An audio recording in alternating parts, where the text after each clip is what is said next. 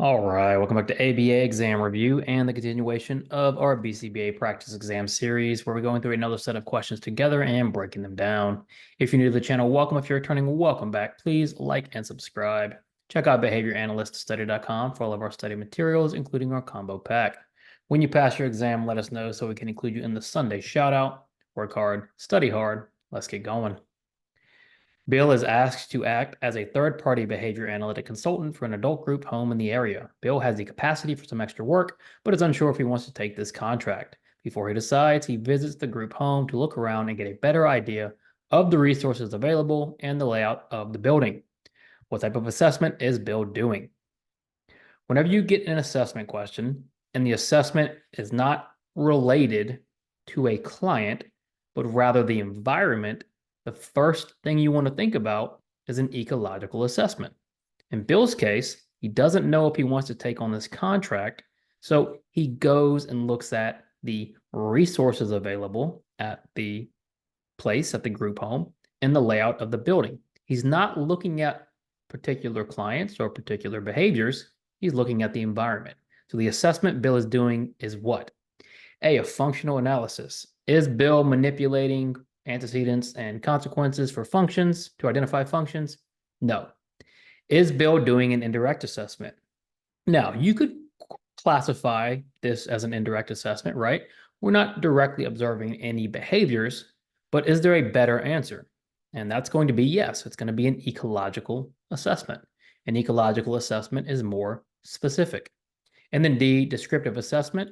Bill is not describing behaviors or what are happening with behaviors. He's simply going in and evaluating the environment using an ecological assessment. A year ago, you sat with your client who has autism and their parents and outlined a list of long-term goals that they would like to achieve through ABA therapy. 1 year later, you've achieved all those goals and more. The stakeholders are extremely happy and want you to find more things to work on. What is the ethical approach to handling this request? This has to do with termination of services and the continuation of services. What does the question ask? It asks, or wants to know, I should say, what should you do now that you've accomplished your goals, but the stakeholders want you to continue? What is the next move? Because you've been there a year and everything's been achieved. So ethically, they want you to continue. How do you approach this from an ethical standpoint? A, keep providing services to the family until they no longer want services. Well, we don't just provide services in perpetuity. We've got to have a point to our services. And if there's nothing else to work on, then we need to go help somebody else. B, terminate services immediately now that you've hit every goal. You're not going to terminate services immediately ever, right? You have to give some transitional time for the family. So even if you're going to terminate services, you don't do it right away. C, continue providing services, but only if there are socially valid behaviors that need to be targeted. Yes, if there are more things to work on, then continue. If not, we need to reevaluate the need for service. D, recommend the parents get a second opinion regarding the autism diagnosis due to the progress. That is not your job as the analyst. That is going to be the medical professional's job, and that's not something you should recommend. What you're going to do is decide, is there anything else left to target?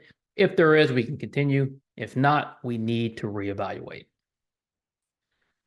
A human resources manager has to conduct a staff training that is required each year. The human resource manager would like to incorporate behavior analytic supervision and training techniques into her presentation this year. What would the final step be in her training if this was her goal? So what kind of training are we looking at? What are we trying to achieve? Well, the human resource manager is conducting staff training, and she wants to incorporate behavior analytic training into the presentation. So the question is, what is the final step in behavior analytic training? Is it A, role playing, B, performance feedback, C, modeling, or D, goal setting? Well, goal setting is going to come at the beginning, right? We have to have goals before we train, just like when we work with clients. Modeling, you're going to demonstrate how it's done, should come soon after. You're then going to role play with your staff member. And then after they implement it themselves, you give feedback. So the final step in our training is going to be giving feedback on the performance. But before we allow the performance to happen, we have to go through other steps like modeling, role-playing, and goal setting. Ms. Resner is helping a child learn to recognize and name basic shapes. During each session, Ms. Resner presents a single shape card, for example, a circle, square, or triangle, and asks the child, what shape is this? The child is reinforced for correctly naming the shape presented. This procedure exemplifies which of the following concepts?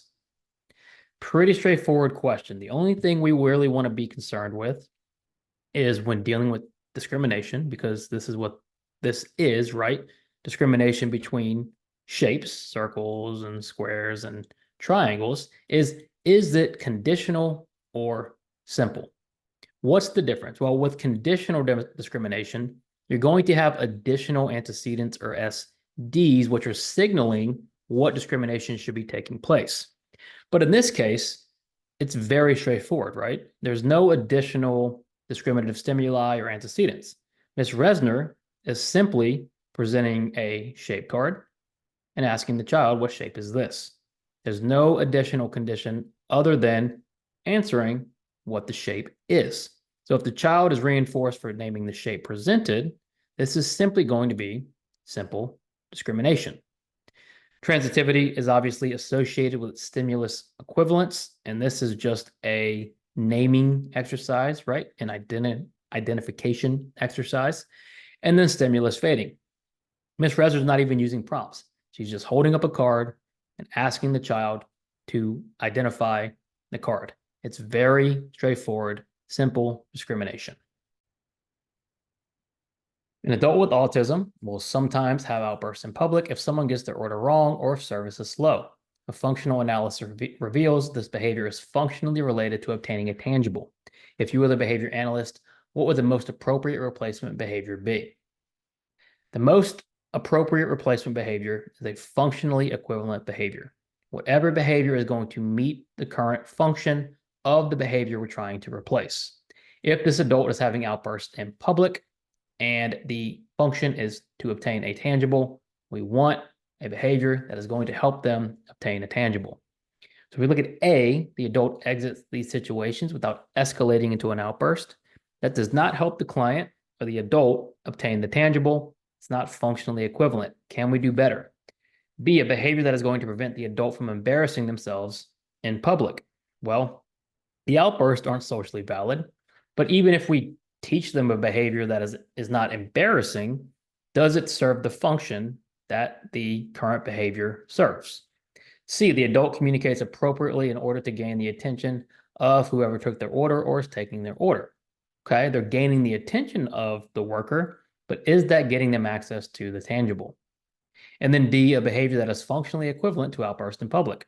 Well, sometimes the simplest answer is the best answer, being very parsimonious.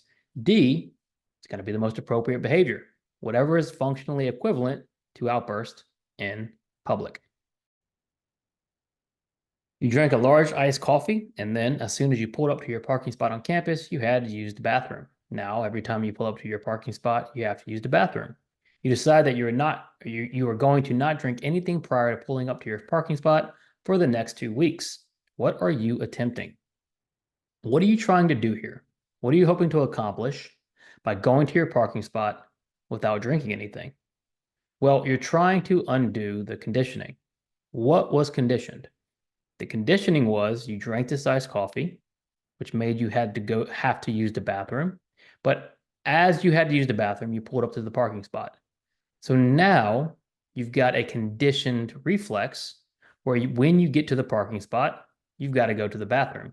So your plan is to not drink anything, which was paired with the parking spot, and just pull up to the parking spot, hopefully not having to use the restroom.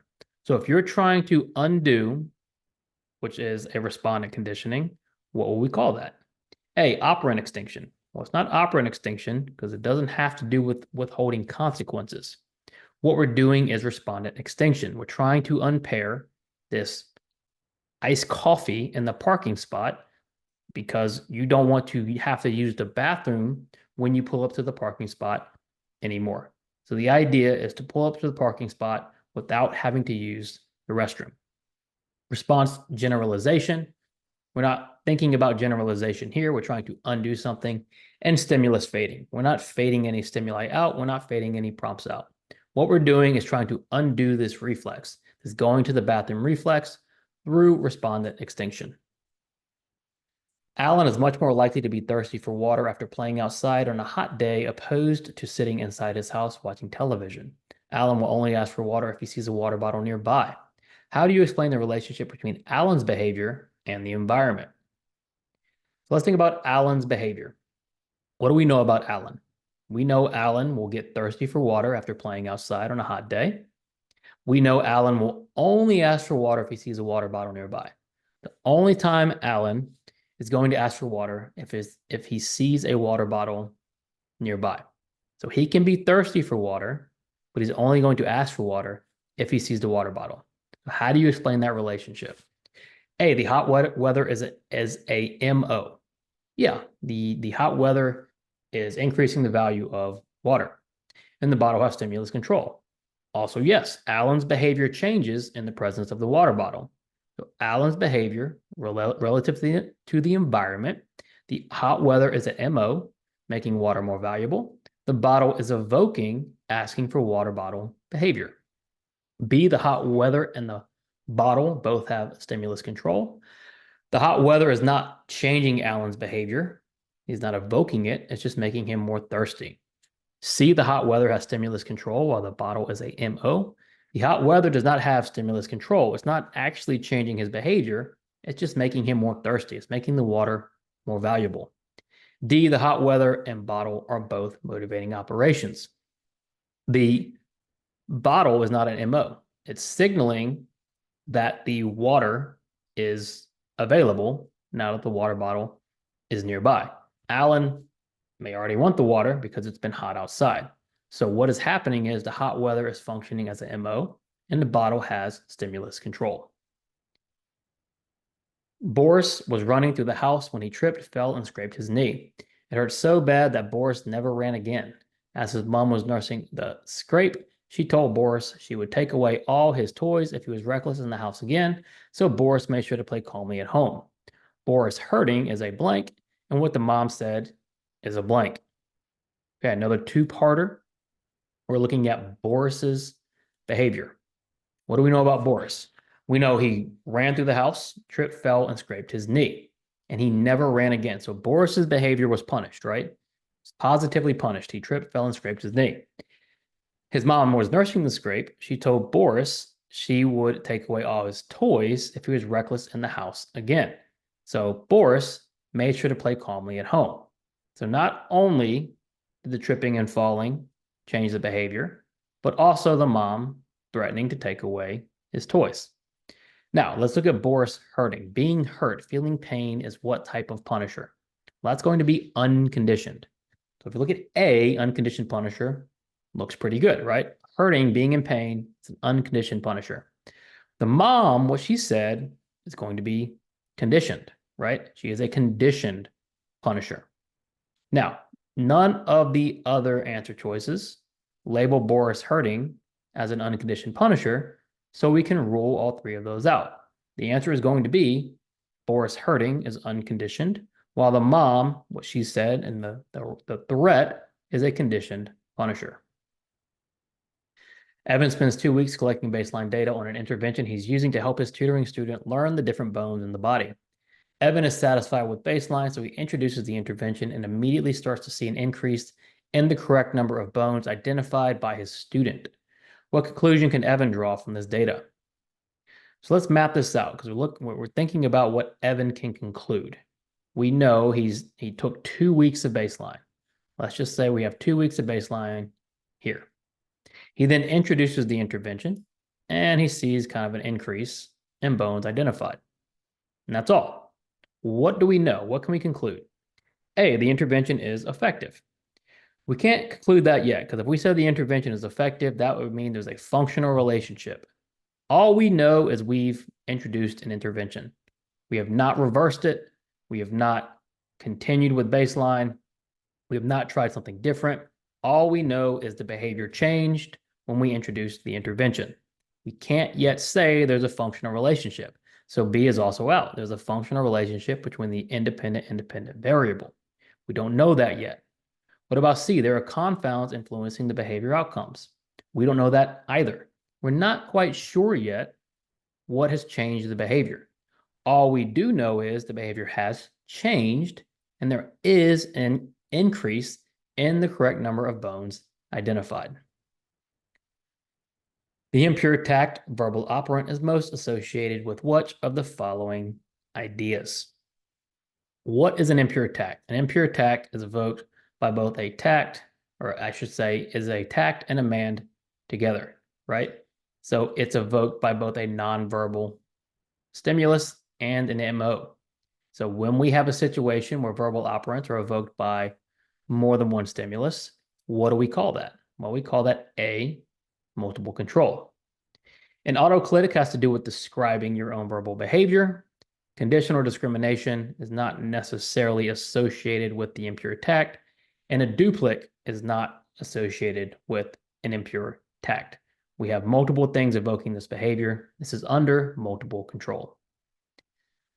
Thanks for watching. Be sure to subscribe and like. Check out behavioranalyststudy.com. When you pass, let us know so we can include you in the Sunday shout out. Work hard, study hard. See you soon.